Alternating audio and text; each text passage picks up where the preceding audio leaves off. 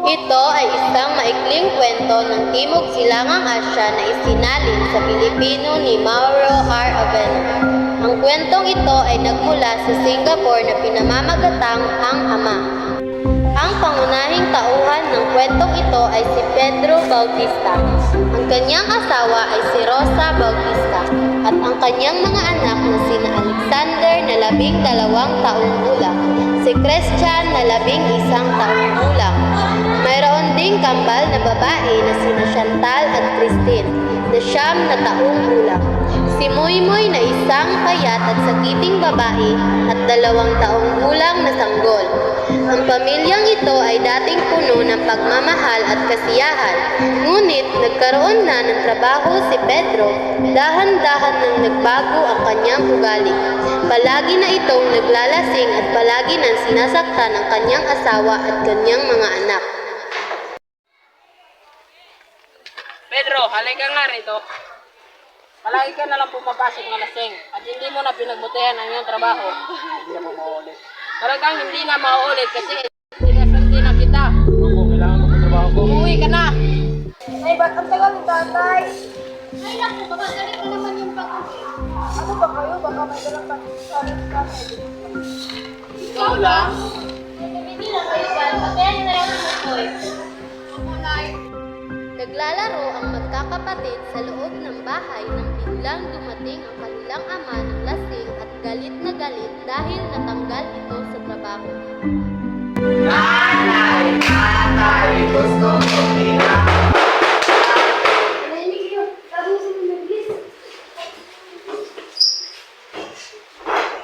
Ano na kami binuksan dito?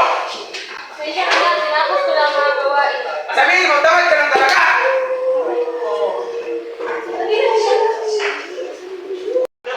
Buti, wala nang si Moymoy. Kanina kayo, malilitikan na yan sa amin.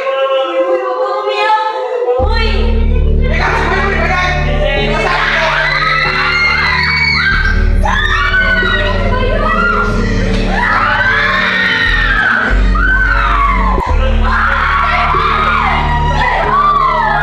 Sakit sa ulo.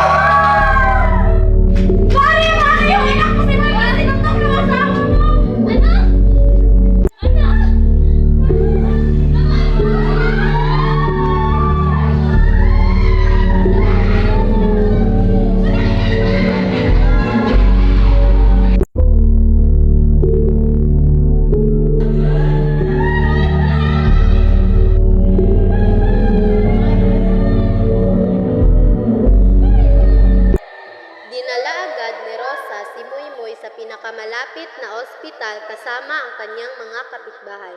Ngunit dahil sa lakas ng pagkasuntok kay Moymoy, hindi na niya ito kinaya at tuluyan na itong pumanaw. Hindi nagpakita si Pedro ng kahit 1 oras lang sa lamay ni Moymoy. Doon na siya nagpakita sa mismong araw ng burol ni Moymoy, pero hindi siya nagpakita sa kanyang pamilya at umalis ito para bumili ng mga paboritong pagkain ng kanyang anak. At pagbalik niya sa libingan ay wala ng tao kahit isa.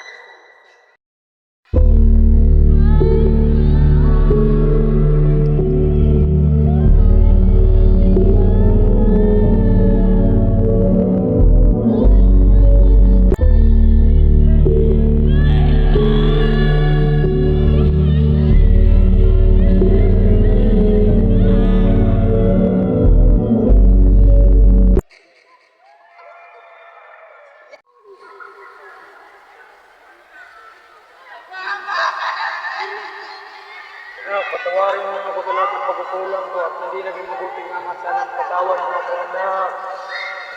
Hindi na namalaya ni Pedro na nakita pala siya ng kanyang mga anak na papunta sa libingan ni Moymoy na may dalang pagkain.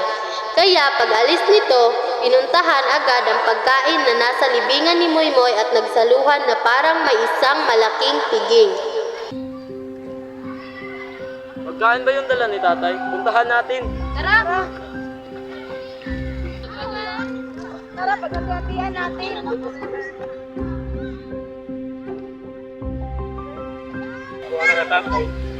Pedro, kirami ako sa'yo at pasensya na sa agad-agarang itang desisyonan na tanggal sa trabaho. At ngayon, ibabalik kita. Salamat po tayo na. Bakit ka nandito? Mahal, patawarin mo ko sa lahat.